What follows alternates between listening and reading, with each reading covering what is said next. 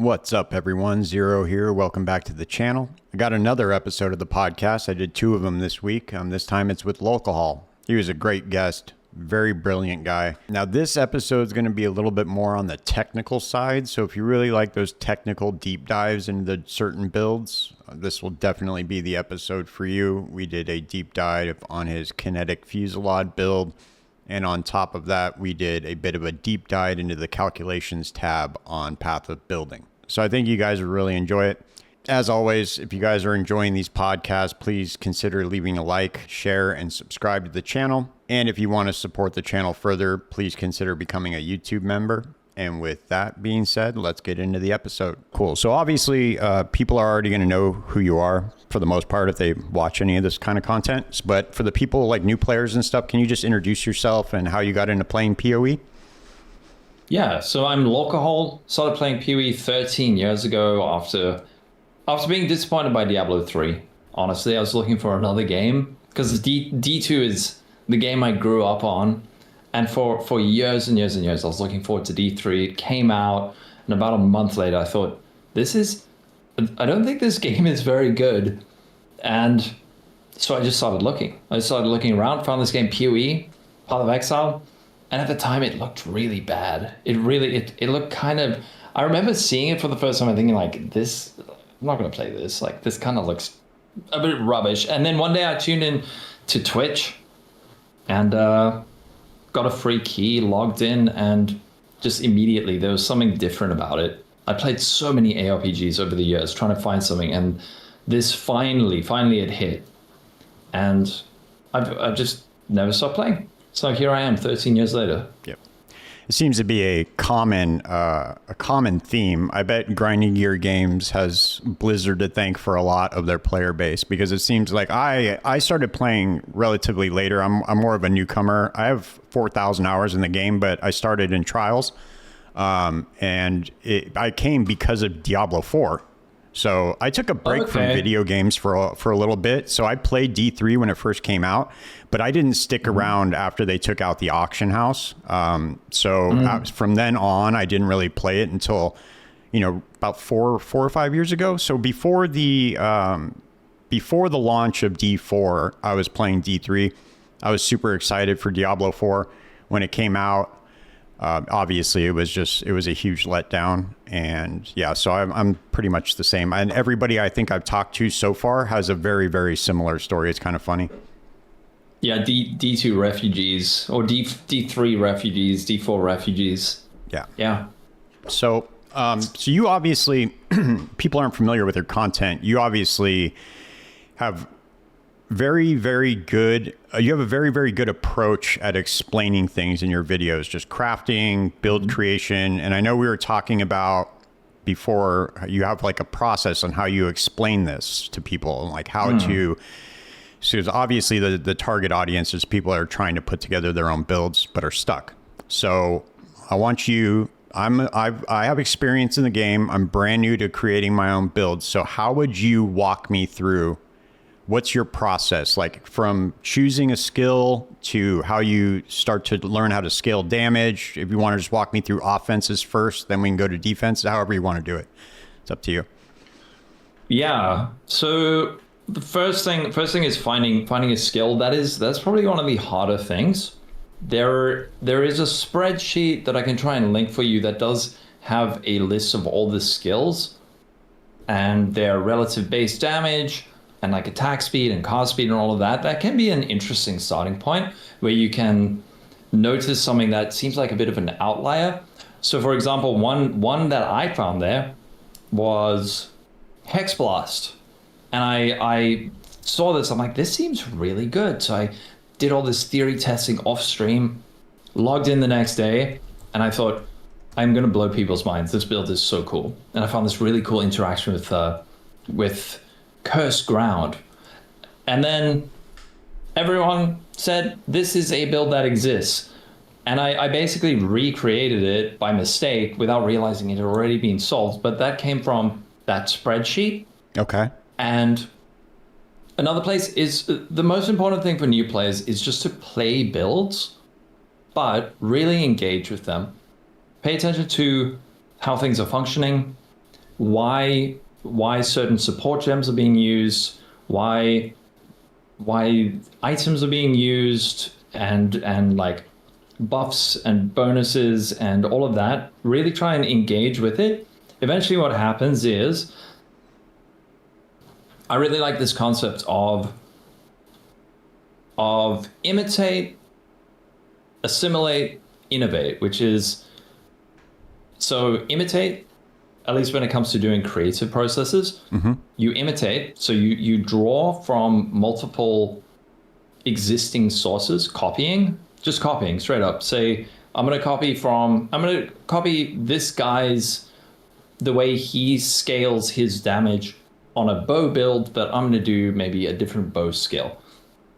You do that enough times, you slowly build up this repertoire, or you build up this internal knowledge. Then you're then able to assimilate that into your own creations. Once you've done that enough, then that's when you can start innovating and doing things more interesting that folks like. I would say I'm not really like an innovator. I think my strength is doing basics very, very well. Doing just like very straightforward things very well, not getting like crazy. So play a bunch of builds firstly. Get your head around it, but pay attention to when you're doing it. Then when it comes to understanding, I think when it comes to damage scaling and defense scaling, this might be very long. Handle it, man. So yeah, I explained this in a couple of videos. It's different for different builds. It is hard to say exactly. There's like a catch-all for damage scaling. Right. So it's hard to have a catch-all for damage scaling. But for a lot of builds, there is almost a procedure. It's not exactly procedural, but it's understanding how ways that you can scale it. So if you imagine it as like building blocks, or I imagine it as like an equation where you have, this is for hit-based builds, where you have flat damage that is then multiplied by increases, and then you have your more multipliers after that. Okay, so can we pick a skill just so I can pull it up on the screen? We can go with an attack. What's like, I don't know, lightning arrow or something. Okay. And there is more to this, obviously, but this is just explaining like the first layer or the first layer of basic understanding. But let's say you have a lightning arrow and it deals 100 lightning damage, and then you have the base increase is like 100%, and then you have your more multiplier that multiplies those. So if you have 100 times 1 for the increase, and then times 1 for the more, you're dealing like 100 damage. If you then get like 500% increased damage, they're now dealing 600 damage. And then if you get like another 200% increased damage, you're not actually now getting like 2x damage. I think that's one of the things that a lot of newer players don't understand is increases and like, oh, I got 100% increased damage. Why is my damage not doubling? It's because it's part of like a longer equation. So if you already have 500% increase and then you get another 100%, you're actually only increasing it by 20%. But then there is the more multiplier, which then multiplies those two numbers by another. It's a bit hard to explain without writing. So let's say you have your 100 damage times 5, so 500 damage, and then you get a more multiplier. Your base is 1, and then you get 50% more damage. Now you're dealing 500 times 1.5, 750 damage. But then if you imagine still having that 50% more multiplier, but then now you can say, wait, I could get another 100% increased damage, but that's only like 20%. But if I could get a whole lot more flat damage, like another 100 flat, then that is cascading throughout the equation. Right. Yeah. So you want to add to the base of the equation. That way you're multiplying larger numbers at the end of it, right?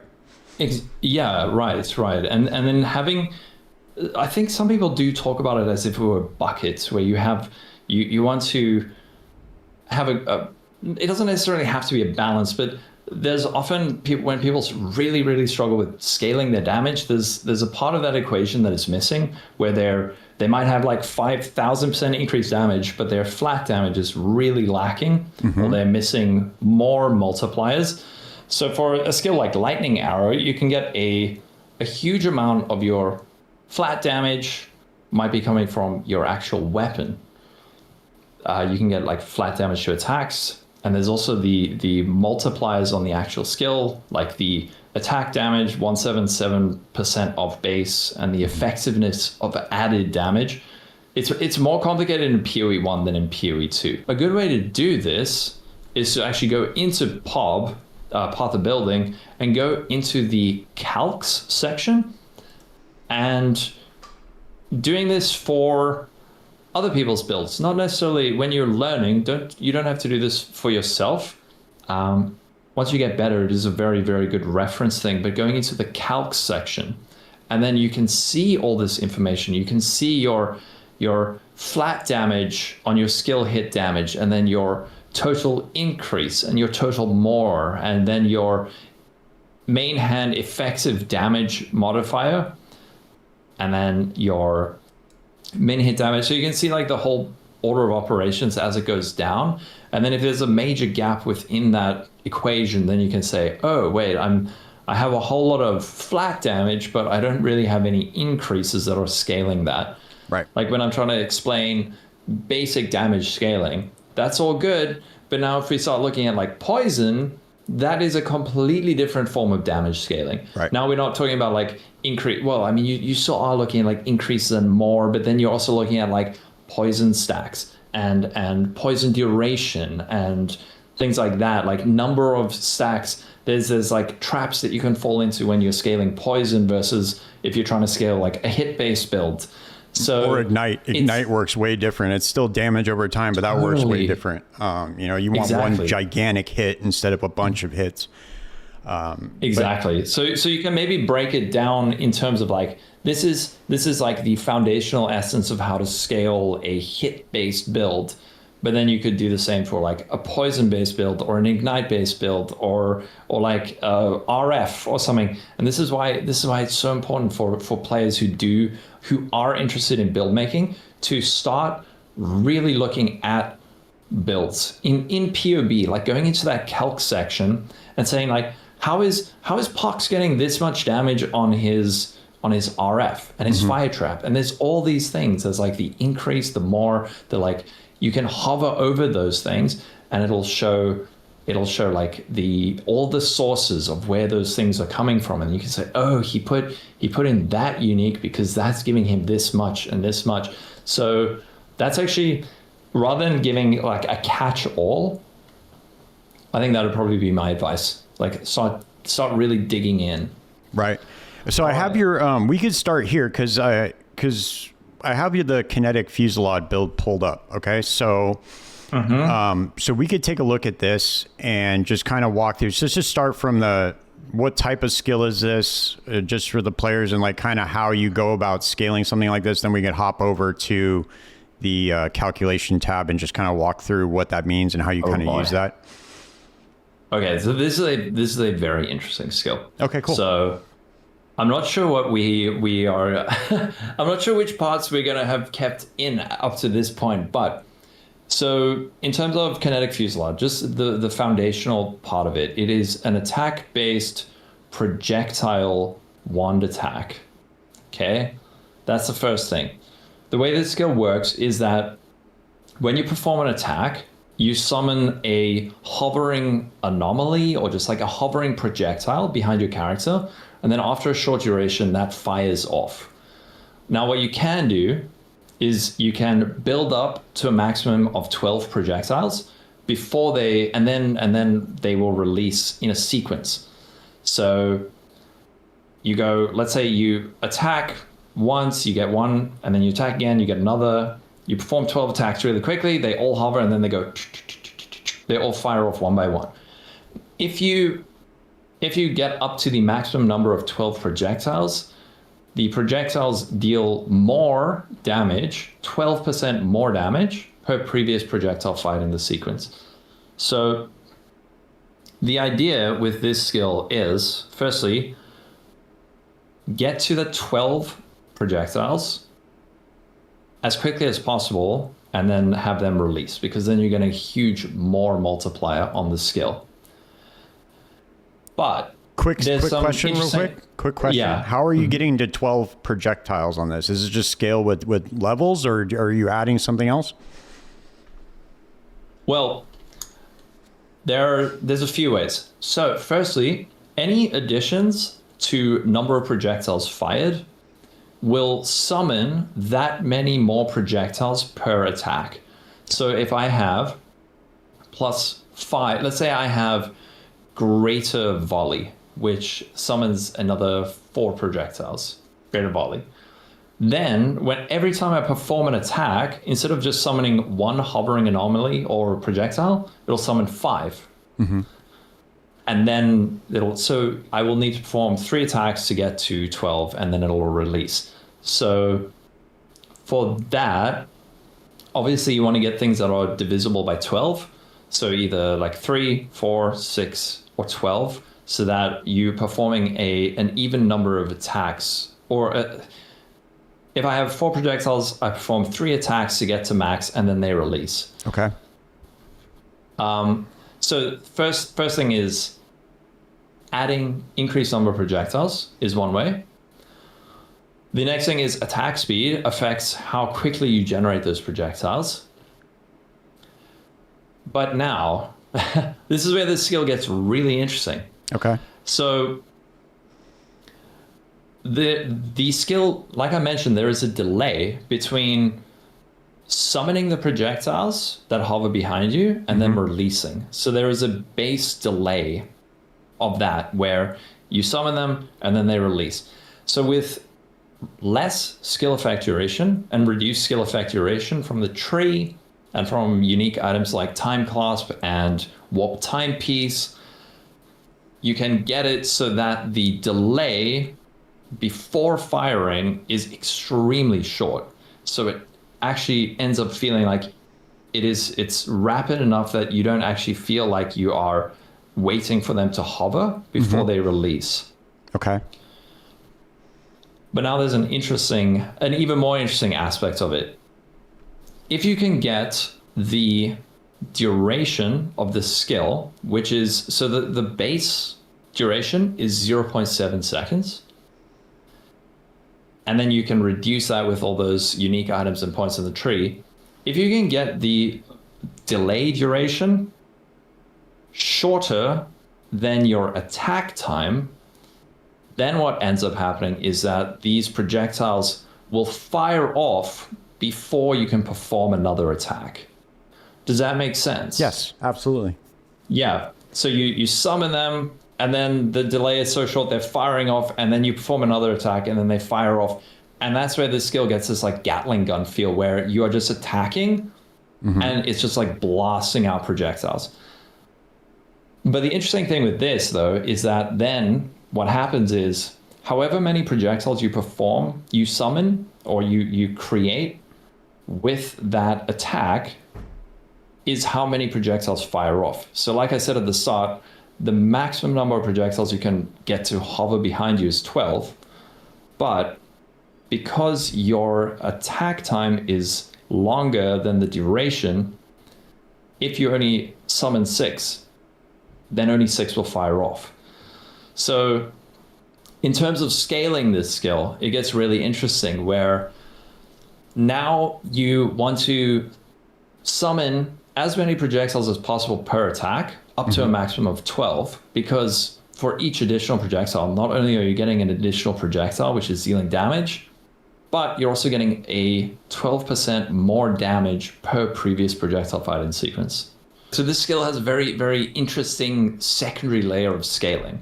And a guy called Namrod came to my chat, and he did like really fine tuning on this that really opened up the understanding of the skill. Also, folks like Neversink was also working on it, but there's very interesting intricacies to the skill. So, for example, it got to the point where Namrod realized if you are attacking too quickly, even if your duration is shorter than your attack speed, if your attack speed is slightly too high, what ends up happening is as the volley of projectiles is firing off, you perform another attack before the volley has completed, and that actually interrupts the volley. And however many remaining projectiles were left when you started the next attack, those many projectiles are lost. So even if you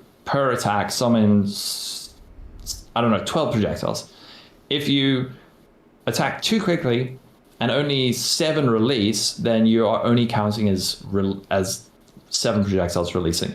So he developed a calculator, which very, I can link it to you if you want, but it is the balance between your attack speed, number of projectiles, and less duration.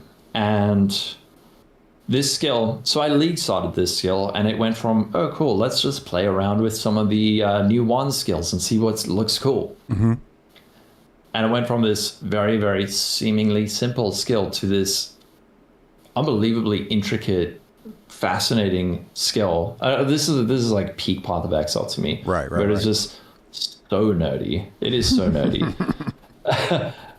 But it is probably, it might actually be the favorite skill. My favorite skill I played in this, especially with so many people in the community who were working on it and playing it and getting it to just feel good and optimize it was such a good experience.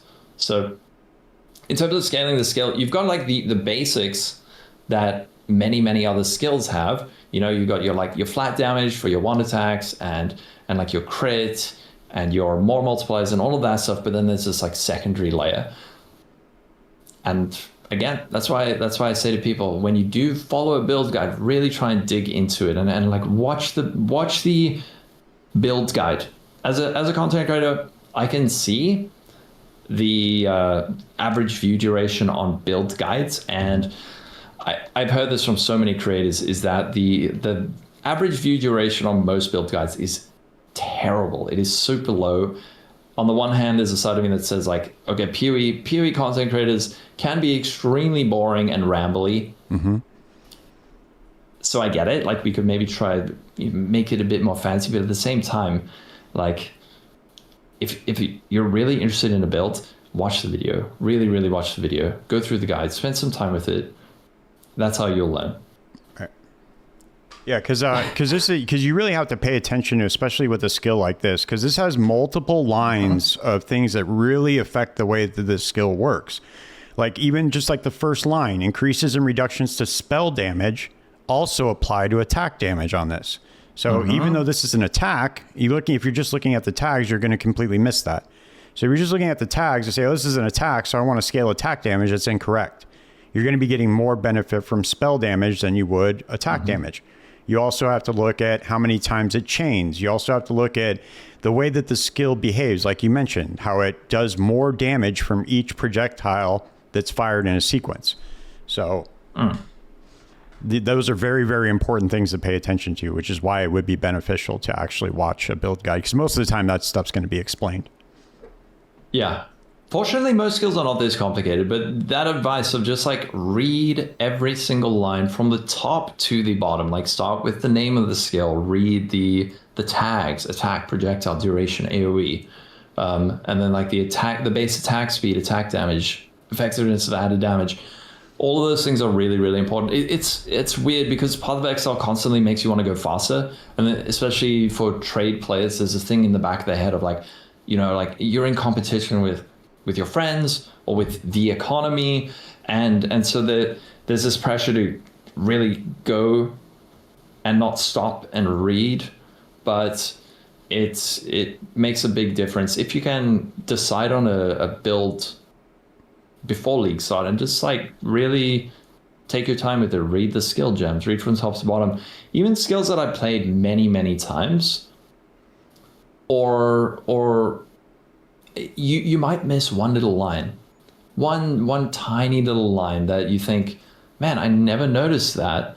So an example of that would be like bear trap. I used to play a lot of seismic trap back in the day, and there's bear trap. And I remember I like threw bear trap in. This was like years ago, for I forgot what reason I did it. I think it was just like to stop enemies moving. But then, like, probably a week after playing it, for the first time, I read the skill properly, and it's like enemies take 25% increased damage from trap or mine hits while they're affected by this bear trap. So it's actually like a huge damage buff to have this bear trap. So and then that can inform how you actually play. So you're like, oh, when I engage a boss, throw down the bear trap and then the other traps. So easy to miss. I'm anyone who says they don't miss small things is either just like the biggest brain player of all time or lying. I don't know. So let's jump over to the because I know we discussed this before, the calculation tab on this. Let me pull up Kinetic Fusillade just to do the all projectiles. Okay, so do you want to walk me through or walk the viewers through how you go about using this tab, and like what's beneficial from using this tab in POB? Because I know that POB is very intimidating to a lot of newer players. They have no idea. I mean, if you look at this and you have no idea what's even going on at first, at least that was my experience. So can you just walk us through how you use this? Okay, so which POB are you looking at? I'm using the Kinetic Fusillade, the one that has the we are using, let's see, what loadout are we using? I'm using the Mage Blood bossing one. Mage Blood bossing, okay. Yeah. All right. So first thing, select the actual skill at the top, like Kinetic Fusillade. You can if it defaults to effective DPS, that's fine. But from there, then you've got your aura and buff skills, all the things affecting it. You can hover over that and see what all of those auras and buffs are doing.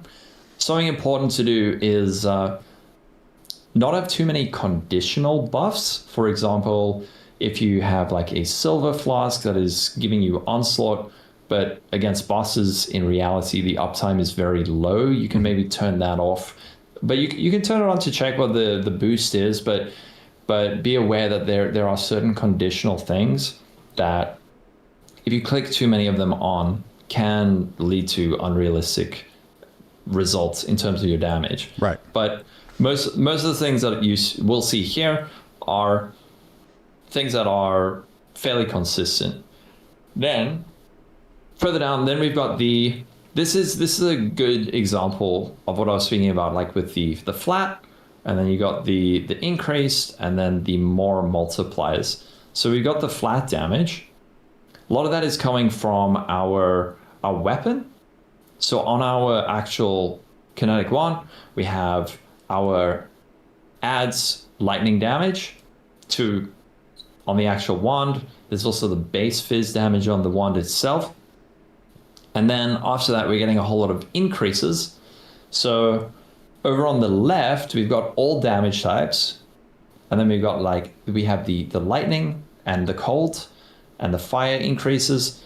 We can look at the MH main hand total increase. Hover over that, that's 792% increase. And we can look at where is all that coming from. So first thing, 159% increase coming from our shield, which is actually giving us 106% increased spell damage, but due to the actual gem itself saying increase and reductions to spell damage also apply to attack damage from the skill at 150% of a value, we're getting over 150% increased attack damage just from that one mod on our shield. So there's a big increase to our increase.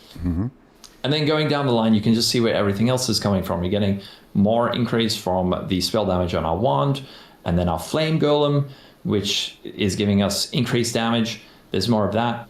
And our golem effect is being affected by our ascendancy, all the way down, all of these different things. Points from the tree, points from spell damage per power charge, a lot of things on the tree, a lot of things on gear. Then the next big thing is the more multiplier, which in this case is...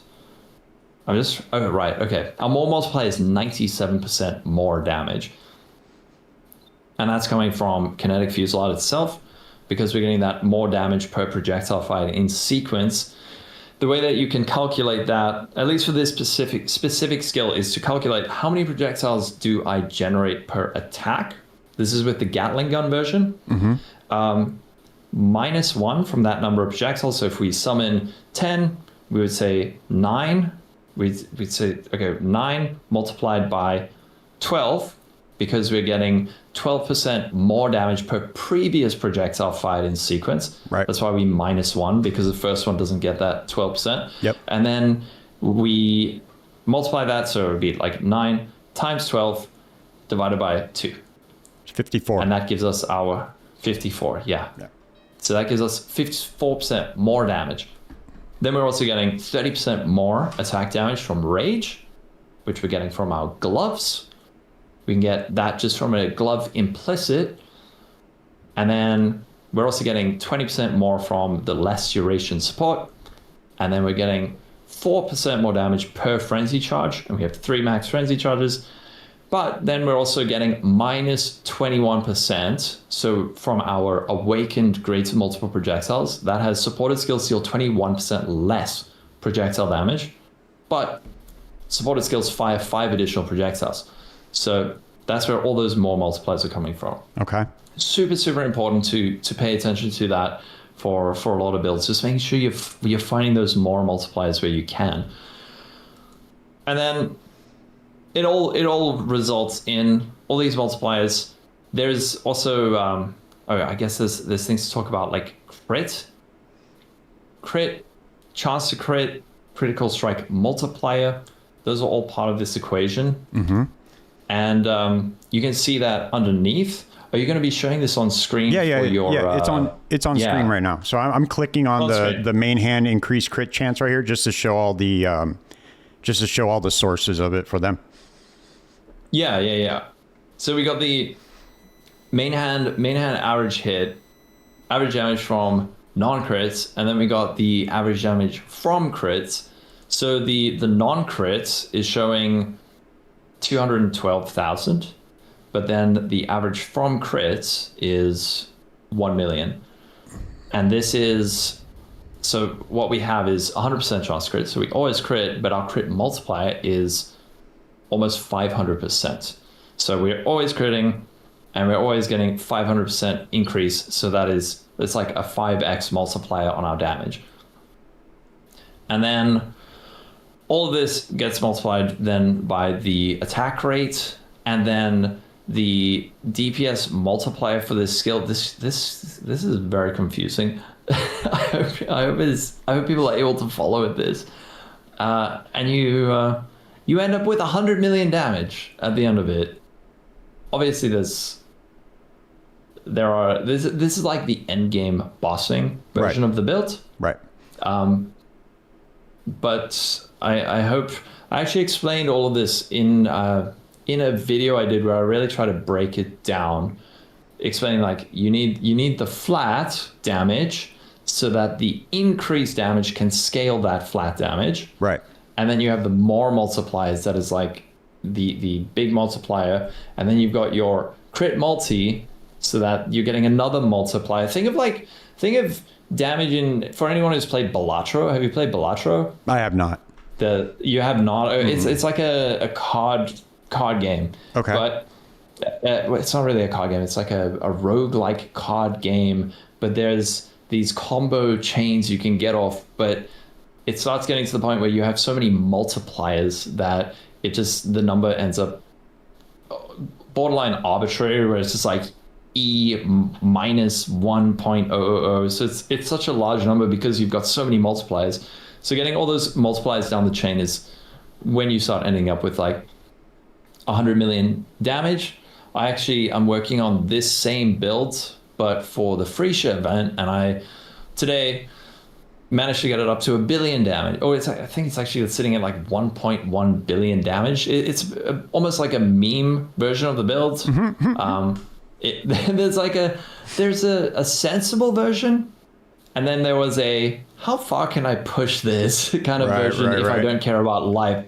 And I got it to like 1.1 billion damage with a max hit of like 8k, but or no, it's less than that. It's preposterous. It's so bad. But once you understand the sort of like order of operations, you can start saying, I can push the increases really, really high, and then like get a lot of flat and a lot of multipliers, and you can end up with these like absurdly high numbers. Right, and then attack speed would be considered a multiplier too, correct? Yes, for most builds, and this build, to be fair, attack speed is absolutely a multiplier. Yeah. If you're just saying like a basic bow build, then yes, absolutely. That's like another multiplier on top of all of it. This build, there is the attack speed is a multiplier, but to a point. Okay. Because like I was saying, once you cross that threshold, you start dropping projectiles and you actually lose damage. Right. So that on this sense. particular build, you can get to a point where you're effectively uncapped. You can get like 28 attacks per second, which is really, really... It's possible, but it's hard to do. Yes, that's why it really pays to pay attention to how the skill actually functions, because there's multiple instances of this in builds that I've played throughout the time I've been playing where there are like breakpoints that you have to hit. Same with AoE, it's the same thing. It's like if you don't hit this specific breakpoint, the build's not going to do any damage. So it's the same thing with like that impending doom build, you know what I'm talking about, where it just you have to overlap the curses, and if you don't overlap it right, it's not going to do any damage. You're just going to run through the map and die. So it's very similar to that. So it's really important to pay attention to that. But I wanted to ask you, so like if somebody is attempting their first build, right, what is a good DPS number for like a goal for them to shoot for, just for any skill? Like how much damage, how much damage is required to get like all 4 void stones, would you say, roughly? That for all 4 void stones, it's a bit tricky to say. I normally aim for 2 million damage. But of course, if you're a much more skilled player that is able to survive those fights because you're familiar with the mechanics, you can do it with way lower damage and still be successful. It's just going to take a lot longer. Right. But generally for me, I'm aiming for like, by the time I do my like Elder Shaper, Exarch, whatever, or Maven, around 2 million. I'm comfy doing it on like 1.5, but generally when I'm making a build for yourself versus making a build for the public is extremely different. You have to be very cautious and aware of the kinds of mistakes that players could make. I often will test builds at worst case scenario, which might be like, all right, I'm doing Maven now on a 4 link, just to see like, is the build capable of doing this? Right. If some player forgot that, I don't know, they forgot to level up their gem for the last 5 levels or something. But 1.5 mil generally, but again, it comes down to like damage uptime and stuff. Right. 1.5 million damage a second on like a poison build is very different from an attack-based build where you have to stand still and perform the attack. Right. Versus when you can just like run around boss. So that might be a good question to ask. What is the most common mistake that you see new like players making when they're trying to like assemble a build? What would you say are some common mistakes, like some pitfalls that they can fall into? Common mistakes when it comes to reviewing builds that I have seen, it's generally sort of like death by 1,000 cuts, just several small errors that compound. Right. And it really, really hamper the effectiveness of the build. These are generally often, this is why I say like people that are on Reddit that call bait, most of the time, I think they're just people who have made a lot of mistakes. Like bait builds do exist. I think they're way more rare than people think. But people make a whole lot of little tiny mistakes. So for example, one major mistake that I see new players make is undervaluing the power of their flasks. Flasks in POE are extremely strong, especially your life flask. So people will be running around with very low level flasks, low level life flasks especially, where a popular thing to get is instant recovery when on low life. And many players, newer players will make the mistake of rolling the other prefix, which is instant recovery and 66% less amount recovered. So they've got this life flask that is giving them like barely any life when they use it, and they die because of it. As for their other flasks, they'll often be neglected. They won't even be rolled magic, or they will have mods that are massively reducing the duration of the flasks. So things like that. Other mistakes that players make in terms of damage, just not really upgrading their weapons regularly enough, especially on attack-based builds. And in terms of I'm now thinking about people who are trying to make their own builds versus people following a build guide. To be honest, I can't remember the last time I looked at someone else's build where they were trying to do something themselves, but wanted feedback on it. So well, I think they can kind of go hand in hand, right? I mean, like, because if you're trying to follow a build guide and you're making these mistakes, obviously, if you try to put together your own build, you're going to make this as very similar mistakes, I'm assuming. So I guess they kind of go hand in hand. But I wanted to ask you, and also just a quick side note, if anybody doesn't know, you can get very, very rich crafting tier 1 flasks in magic flasks in POE. That is like one of my go-tos every single league. I try to put out a video to show people to do that, because I mean, I make hundreds of divines. Just, I spend like one day crafting flasks, and I just list them all for 1 to 4 divines, and I come back and they're just all sold. It's they awesome. sell so well. Yeah, they do. Especially once people start getting mage bloods about like a week in, it's awesome. Then you could really, really start to come up. But I wanted to hop over to the defenses on this build, because defense has multiple layers as far as like things you want to look out for. So what's the main defensive layer in this build?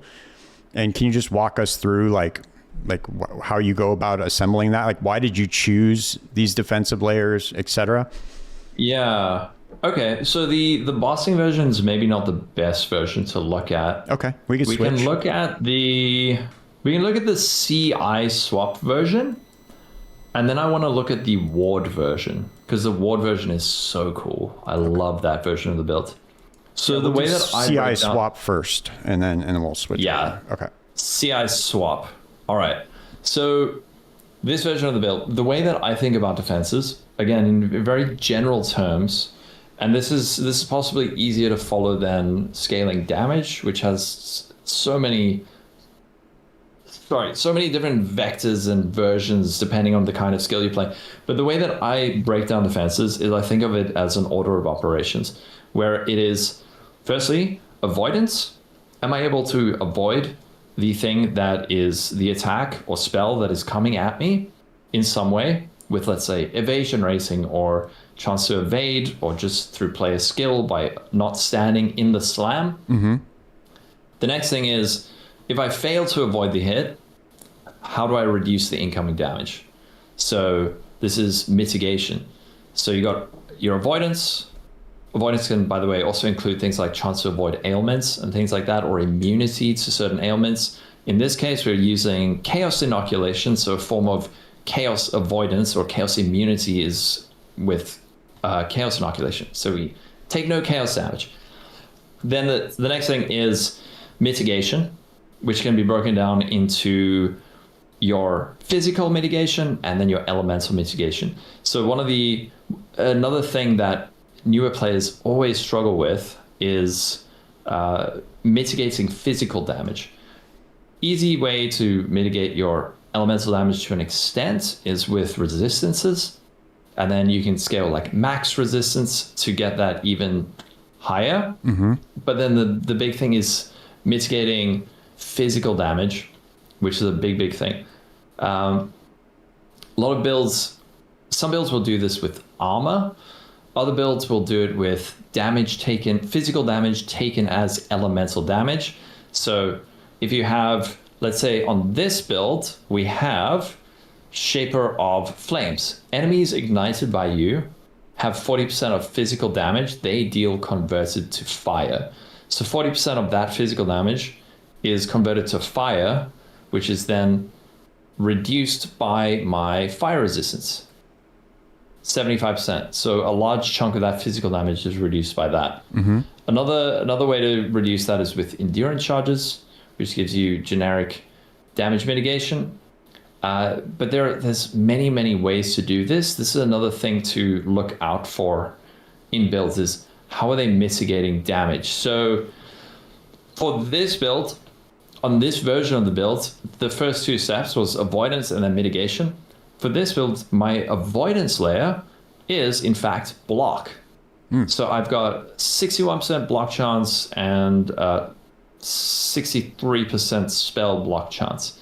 So I think I eventually got that further up, but that's a fine amount. So a lot of the time when I am being attacked, I am able to avoid it like 60-ish% of the time. Right. Then when I do take a hit, I'm reducing that amount with my resistances and with my Shaper of Flames for my ascendancy, and then also with my resistances. So another thing you can do, if we hop over to the calcs tab, there's also some, if you scroll down, we were looking earlier at the damage side of things, which, I mean, we really scratched the surface of that top part. There's more to it that I really recommend people have a look at. But underneath that, we've got the defensive side of things. So you can see, for example, I'm trying to see that it is, there are a lot of layers to this that we can go down. I'm trying to not make it too overwhelming, but let's see. I think at this point in the podcast, man, like as far as the people that watch this podcast regularly, I think that they're kind of used to this kind of discussion. So just feel free to go down as many rabbit holes as you want. Okay. Yeah. So and another example of mitigation, we can hover down on like maximum hit taken. For example, I don't know if you're down there, it's like 9.9k. You can see that that is under physical, 89% of damage is taken as physical, and then 11% is taken as chaos. That 11% is coming from my chest. It's an implicit on my chest is 11% of physical damage from hits taken as chaos damage, and I'm chaos immune, so 11% of physical damage from hits that I'm taking is just effectively entirely negated. And there's other layers of that, like I mentioned with the Shaper of Flames. All of these things can be hovered over to just get a better idea of them. You can also look at endurance charges. By the way, one pro tip for people, there is a search at the top of the calcs. So you can type something in like endurance charge, and you can see what it does or where it's coming from or how long it's lasting for. This section, let me just try to find a interesting thing to look at. Just fire, physical.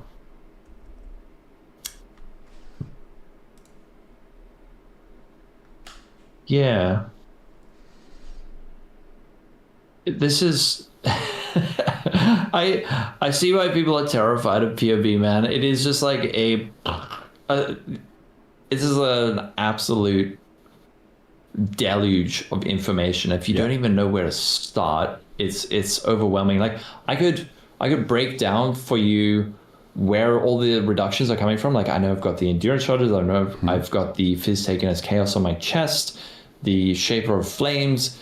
But for example, Shaper of Flames, the way it functions, even though you might think it says enemies ignited by you have 40% of physical damage they deal converted to fire, that is not the same as 40% of physical damage taken as fire. It's not like exactly the same. Right. But it's because it's more conditional, similar, right? It's more conditional because if you're not hitting them, they're not going to be ignited. So if they fire like a projectile towards you, you're not going to be taking that damage as fire, correct? Yeah, and there's also something to do with this is where maybe reading up about Shaper of Flames is... I can pull it up. Yeah. On, POE. Pull it up, because this is exactly the kind of thing that is so useful. People hate, they say like, oh, I hate that to play POE you need all these external sources. It's actually, once you get into it, it's really interesting, where you say, wait, how does Shaper of Flames actually work? Because it's got this line here. Mechanics. Enemies ignited by you convert 40% of their physical damage to fire. This modifier is not the same as damage taken as. So, for example, a shield like Dawnbreaker can roll 20% of physical damage taken as fire. But this is that the enemies, their physical damage is converted to fire. Instead, it directly converts enemies' physical damage to fire damage, stacking with any conversion inherent to the monster or its skills. This has the added benefit of lowering physical damage dealt in a hit, making armor more effective, and reducing the damage that contributes to bleeding and poison. However, it also allows monsters to ignite with the new fire damage on crit. Right. So it is a very strong node. Although this league, Ignite was bugged and causing me to, like, because you're converting their damage to fire, they can ignite you when they crit, and Ignite was bugged. So there were a lot of instances where I was just like getting absolutely destroyed, and I didn't know why. It was bugged. Turned out it was bugged. So, okay, where were we? So we went through avoidance, mitigation. The next thing, if you're imagining this in your head, is you fail to avoid the hit. You have mitigated it and survived it. By the way, another layer of mitigation would be something like spell suppression. Right. So if I have a 100% chance to suppress spell damage, when I do take that hit, I only take 40% of it. But then the next thing is your HP, which is, even after you've taken the hit and reduced it, do you have enough life to soak that up? So generally, this is where the term max hit comes in. So max hit is kind of a combination of mitigation plus HP. And HP can be energy shield or life or mind over matter mana. There's a lot of different things. So you can have all the mitigation in the world, but if you have 1 HP, when that hit eventually does come through, it's going to kill you. So you want to have a fairly robust HP layer behind that. So making sure you're scaling that with percent increase on your tree and your gear, all of that is very important. And then the most important one, well, I wouldn't necessarily say the most important, but the one that especially new players, even intermediate players, I would say, grossly overlook, is the final step, which is you failed to avoid the hit, you've taken the hit, you've survived it, and now you've lost a certain percentage of life. How do you get that life back? And that is recovery. And so many people, they don't even think about recovery. It doesn't come into their mind as a thing to even think about. And this is why so many people complain about degens, because the opposite of a degen is a regen or recovery.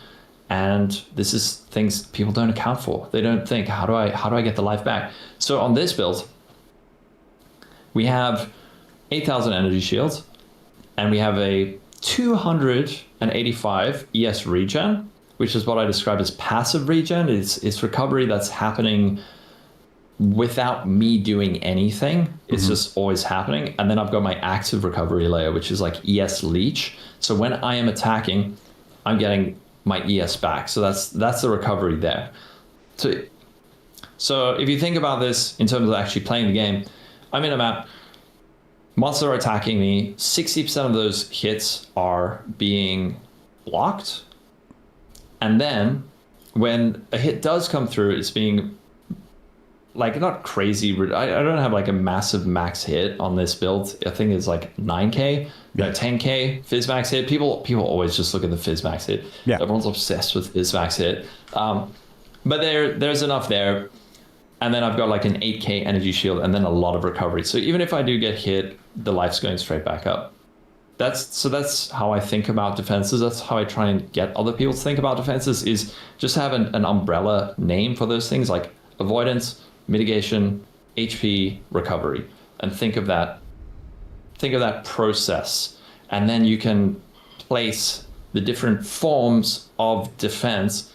Those, like your avoidance layer might look different from build to build, but the more builds you play, the more avoidance layers you're going to interact with, or I think the more interesting one is the more mitigation layers that you're going to start encountering, especially with like hardcore players. They do some weird stuff, really, really interesting stuff.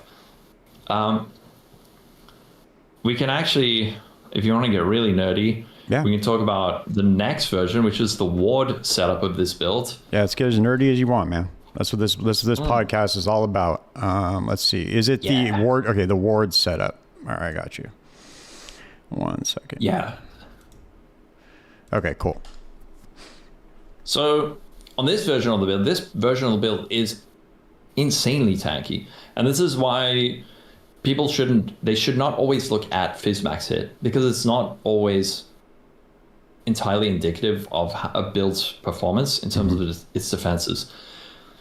So on this version of the build, similar thing, where now we've got like 73% block chance, but we also have a good, so that's our avoidance layer. Got a little bit of evasion rating just for another extra layer of avoidance. But after that, we've got our mitigation layer, which is fairly similar, but now we've added in something really interesting, which is ward. And ward is a defensive layer that if you take a hit, your ward breaks. So it's almost like it's like a shield over your life or energy shield. And if you take a hit, it doesn't matter if you take a hit for 1 damage or 10,000, your ward will break and it's gone instantly. And then there is a delay before it recovers. So, however, on this build at the bottom, I'm taking the Olroth. This is one of the new ascendancies, which is Boon of the River at the bottom. Right. So 5% chance to restore your ward on hit. Usually, ward has a delay of 2 seconds before it recovers. Most players who do ward builds will have it recover much more quickly in other ways. But on this version of the build, we're recovering it with Boon of the River and 5% chance to restore on hit. On this version of the build, we are firing 8 projectiles and attacking 9 times a second. So 8 times 9, 72 projectiles a second, and we have a 5% chance to recover it. That means the moment that if something, imagine a hit comes through, we're blocking it 75% of the time. If that hit does come through eventually, our ward is gonna absorb like 3,600 damage of that, and then any additional damage will flow through to our energy shield, which is about 6,000. But then, because we're attacking like 70 times a second, we're firing 70 projectiles a second, that ward is instantly coming back. So if you imagine it like a life pool, it might dissipate for like, when I'm playing this build, when the ward breaks, it's for a split second, and then suddenly you've got that huge chunky defense ready to go again immediately. And when you combine that with a high avoidance layer, so most of the time you're not getting hit, but then when you do get hit, you've got a big life pool to absorb it. And then while your 90 whatever projectiles are firing and recovering your ward, you're not getting hit again because you've got this really, really high block layer. That is this version of the build is crazy tanky. And people might look at it and be like, only 11.7 Phys K max hit. It doesn't feel like it because it has this very interesting... The ward is almost functioning like as a recovery mitigation layer, if that makes sense. Yeah. Because it's like recovering so quickly.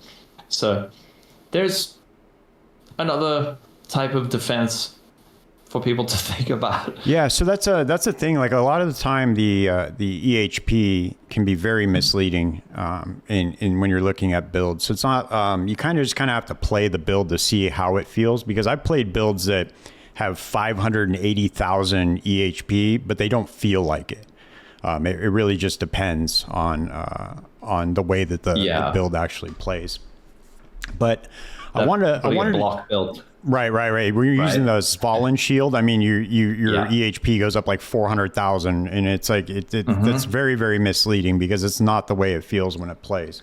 Yeah, it's because it's a massive avoidance layer, but not a mitigation layer. So something will get through eventually, and you don't have the stuff backing it up. Yeah. So that's why whenever I'm using whenever I'm following a build guide with Fallen, I always just take it off and see what the EHP is when one's removed, because that's really more realistic of how the gameplay is actually going to be, or just add like another random shield in there. But I wanted to hop over to, because I think that we sufficiently explained path of building and the calculation tab. I think we did good, right? I think we did a good job at it. Look, we could probably talk about it for 6 hours. There's probably a whole lot I could learn myself. There's in here so much still. stuff in here. I know that I don't even know. I haven't even barely scratched the surface of this. I mean, I do a lot of POBing. I mean, don't get me wrong. Like I spent a half a day the other day POBing my Freesia League starter. But there's just so much stuff you can get into in here. I mean, there's all these boxes have so much information in them, and you can click every single one of them, and it'll tell you where the source of that thing is coming from in your build. So it's awesome to get in here and tinker around.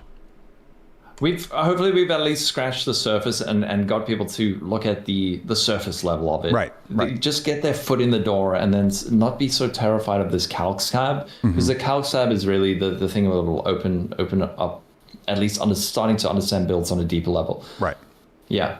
So I wanted to jump over just to discuss POE 2 for a little bit, because I know it's going to be like a contentious topic. I don't know if you saw the podcast that I did with Try, but I didn't. Oh, you didn't? No, yeah. So we had a bit of a debate because he was trying to say that POE 1's golden age was over. I was trying to say that it's not, that it's ready for a renaissance. And, it was just a fun discussion. It wasn't really, anything too serious. I don't take this stuff too seriously. But it was a fun discussion. And I wanted to ask you, how do you feel about the game? What's been your experience so far, like making builds in the game? How has it differed from POE 1? I know there's a lot in there, but if you want to just kind of talk about that a little bit. Overall, I really like POE 2, but in a different way from POE 1. There are a lot of things that frustrate me about the game. Not as much as most people. Some people get extremely emotional about it. Mine are more just not understanding why certain decisions have been made. But for the most part, I'm really enjoying the game and really looking forward to 0.5. The end game thing is what the game needs most desperately, and it's what they're working on. In terms of build making, though, you can get more complicated. It's not as complex as POE 1, but that's in a way a good thing. Not only for me, just to get a break from these hyper fine details and tiny intricacies, and also the knowledge of the community where people are they're desperate to call out tiny mistakes. Right. But POE 2 has a much more, not a casual vibe, but much more sense of exploration, and people are excited as a content creator. People are really excited and interested and less nitpicky. Someone might say, I guess like an example, and it's very general. My POE 1 community is awesome. They're not overly annoying or anything like that, but the kind of thing you might see in POE 1 is, oh, I can't believe this person did that thing. Like, how could they not know about this thing? Whereas often the interaction you get with POE 2, from my experience, has been like, oh, wait, did you see this? Like, this could be really, really good for this build.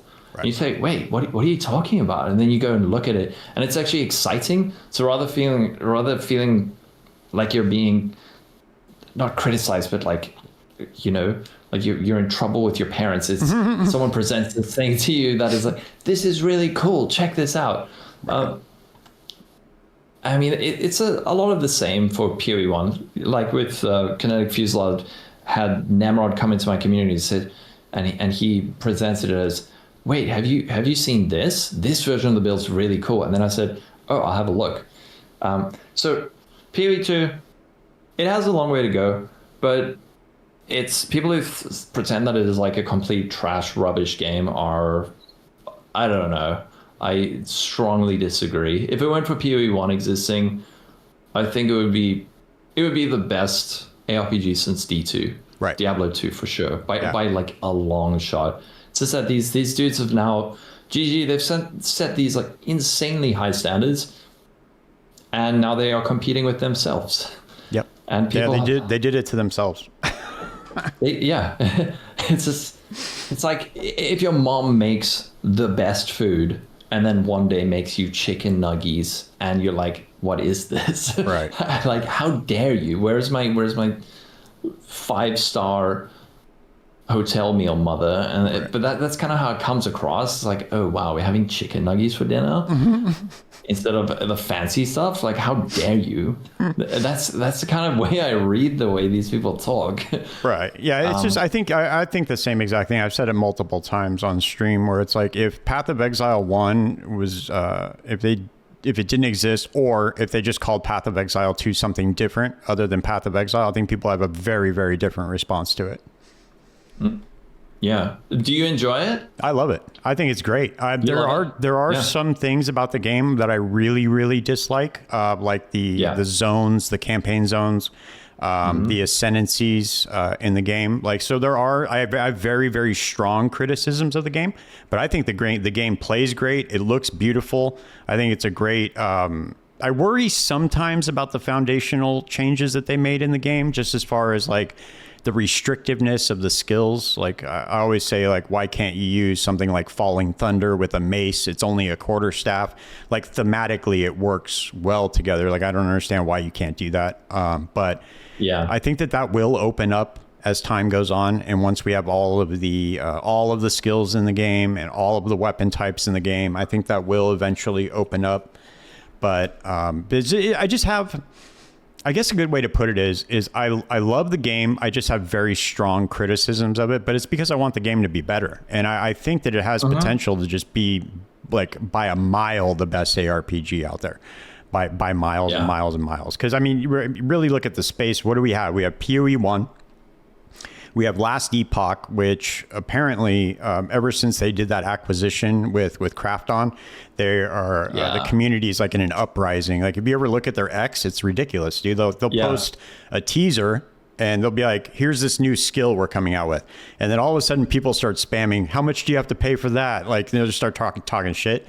Because they have like that pay to not pay to win, but the paid classes that they were talking about. Classes, that was a big thing. And then they got like review bombed. And so that they're kind of on a fine line, I think, right now with how they're going to move forward. But other than that, you have Diablo 4, which was a huge letdown for most people. But, you know, I have a different kind of outlook on it. I kind of went back in season 11 and played it a little bit. And I think that the game feels okay right now. It's a lot better than it was. And if they change the skill tree in that game to add some sort of like depth to it, to where you'd have to make choices and actually think about how you put together the build. Not like I say, here is make a fireball sork, right? You're going to come up with the same build I'm going to come up with because there's no options. So if they get rid of that, I think that the game does have potential to compete, for me at least. Obviously it's doing way better because it's a bigger studio and they have like billions of dollars in marketing behind it or whatever. But yeah, Path of Exile 2, I think would blow Diablo 4 out of the water on full release. I really think that, dude. I think that even though it's like an indie studio, indie now in comparison to Blizzard, but I think that on full release, being free to play and just the amount of hype that's behind the game, I think it does have potential to compete in the space, like and beat Diablo 4 as far as player count goes. Oh yeah, I think it might already be, but I don't know. But yeah, D4 is really targeting a different audience, like the ultra casual. I've also heard good things about it.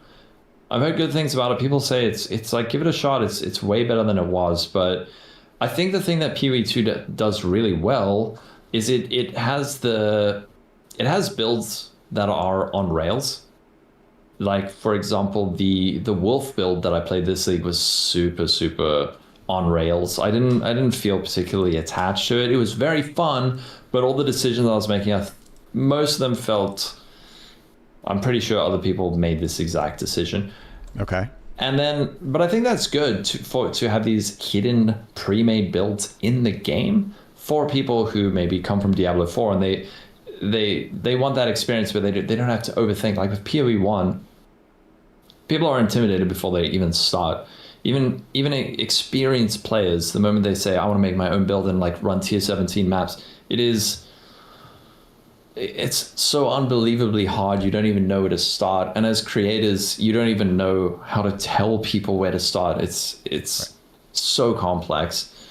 And POE 2, despite things like the restrictions, which I also don't really like, but I suspect it's done deliberately to make it easier to access, where it's, hey, you're playing the quarterstaff, here's the quarterstaff skills. And you don't have to think, should I be using this skill on a mace or a quarterstaff? Because you don't get to choose. Right. But I also suspect that in time, it's going to expand and open up. Currently, that is maybe one of my biggest criticisms. But also the thing that I understand why they're doing it is that it feels very restrictive in many ways, where there's a whole lot of overly conditional things, which is, if you have done this recently, then that, or if this, then that, or you cannot do this. If you take a skill and you think, oh man, with this I could do this thing, and then you read and it's like, cannot be used with XYZ support or something like that. And it immediately just like cuts the creativity. That I hate. That I hate, where they're like preemptively stopping creative things like that. Also, in terms of one of the things I find very frustrating currently is the skill tree, right, and just generic scaling. So there's so much power that comes from non-deterministic sources, and comparatively much less power coming from deterministic sources. So it's very hard not to compare POE 1 and POE 2, but with POE 1, if you look at the skill tree, it is much denser. Even though POE 2 looks like, oh, there's so many more points, POE 1 is much more dense. Every notable has more on it. It's giving you greater increases. It's giving you more lines of boosts. It's giving you, but then the other thing is the travel distance between clusters and notables is much shorter. In POE 2, you might go through like 4 points to get to the notable, and then there's like another 4 points to get even to the outside of the next cluster, and then you need to spend 5 points to get to the next notable. Whereas POE 1 is kind of like, all right, you spend 2 points, get a notable, spend 2 points, get a notable, spend 2 points, get a notable. Or, oh, now I have to do the big travel, and it's like 1, 2, 3, 4, 5 points. That's like an exception. Whereas in POE POE 2, it's kind of the standard. So you're doing a whole lot of traveling and you're getting way less out of your tree and your ascendancies. And then what ends up happening as a result is your items become overly important. Itemization in ARPGs is obviously incredibly important, but there's something currently about the balance that just feels really wacky. Right. That's what I said. That's what I said in the podcast was that there's not enough power in the tree, and the same with the ascendancies. The ascendancies feel really bland. I guess that's the way to put it. They don't feel like impactful. Like when I do the lab in POE 1, like I leave the first lab feeling way stronger than I do in POE 2. And then the barrier to entry for the lab in POE 2 is a lot higher than in POE 1. So it's like you go through a more daunting task and then you get less power is what it feels like. And I know that this is kind of just like, I know that they're treating the game like a full release game, but we still have to remember it is in early access. So a lot of these things will probably change quite a bit. I'm sure that from the beta in POE 1, this game, POE 1's changed. It's probably not even the same game at all. I wasn't around back then. Not at all. It's very different. So I'm sure that Path of Exile 2 is going to have the same thing. I wish that they would take a look at adding masteries back into the tree. I think the masteries in Path of Exile 1 were, I think that's just like a master class on how you put together like a skill tree. I don't know. That just, I don't know if I'm just too attached sometimes. I think that. Like, I think that Path of Exile 1 just holds such a special place in my heart that it's just like going into POE 2, I'm just like, oh man, they changed it. Oh man, they changed. I don't know if it's just that kind of response that I'm having or. No, it's not. The thing that POE 1 does so exceptionally well is it makes you want more than you can have. There's so much good stuff that you're excited to get the points on the tree, or with your ascendancy with POE 1, you're like, oh man, I want that, but I also want that. And then you have to think and decide and then make adjustments based on that, especially with your ascendancy, but also with the masteries. Like you said, you think I could get this, I don't know, increased lightning damage wheel, but if I go for this mark effect wheel, I can get that mastery, and that mastery does X, Y, Z. And then you have this toss-up, and that's where the process of build creation comes in. And that's what's so good about POE is having to make decisions and having to choose. But what often feels like with POE 2 is, I'm sure you felt it, but it gets to a point where you're like, man, I don't even know what to take on the tree, or I'm level 97 and the next wheel is like 17 points away. Right. I don't know. I guess POE 1, the feeling is, I really want this, but I also want that. And then you like weigh it up and then you decide and you say, okay, fine, I'll try this a bit. The feeling with POE 2 is, I guess I'll take that. Like that's not too bad. It's okay. Or, and that shouldn't ever be the feeling. Right. You should always have that feeling of, I want it all, but I can't have it, rather than, I guess I'll take that. Yep, exactly. That's exactly how I feel with it. And it's like, you don't really look forward to, or at least I don't look forward to those very, very late levels, like, because my tree's already figured out. I think I made a cast on crit blood mage in 0.3, and I had a little bit different of an experience because I was trying to crit cap, but that was the only reason why. It was just because I was trying to get to crit cap. But other than that, there wasn't anything special. It was just like more energy shield, and but I think that the game is. I think that once they fix the end game, and then they start tinkering with the ascendancies a little bit, I think that the game has massive, massive potential, and I'm really, really looking forward to it. But man, I appreciate you taking the time out to do this. I know we've been on for quite a bit. I think that was that was pretty awesome. I think people will get a lot out of it. But I hope so. Yeah, I think they will. Go ahead. What were you gonna say? No, I was just gonna say it's been great. The time really did fly. I think I like blacked out during the POB section where we just like got ultra nerdy. I hope people didn't tune out. I hope that bit was at least somewhat followable. Hopefully people were able to follow that. And 100%. It was for you. Yeah. And wasn't just like a, I don't know, just like an information overload or like info dump that ends up boring. Because like I said, POE creators have a tendency to info dump. Right. Just because there's so much to talk about. Yep. And it's, yeah. But I was able to follow along easy. And then not only that, but you have the visual aid of having it pulled up on the screen as well. So they'll be able to follow along themselves. They can have one up, and then, just kind of check it out for themselves. But yeah, let people know where they can find you. What's the best way to support your channel, and when are you streaming? I stream, so you can follow my YouTube or Twitch, Lolcohol, and I stream most days. I'm supposed to stream every day from 12 p.m. my time, which is GMT +2. So that's probably like super early morning for East Coast US, or evening for like Australia and Asia, and sort of midday for Europe. And then videos whenever I can, mobilytics, written guides written guides are always up there. And yeah, cool. Yeah, I'll put all your links in the description. So awesome, man. Well, thanks again.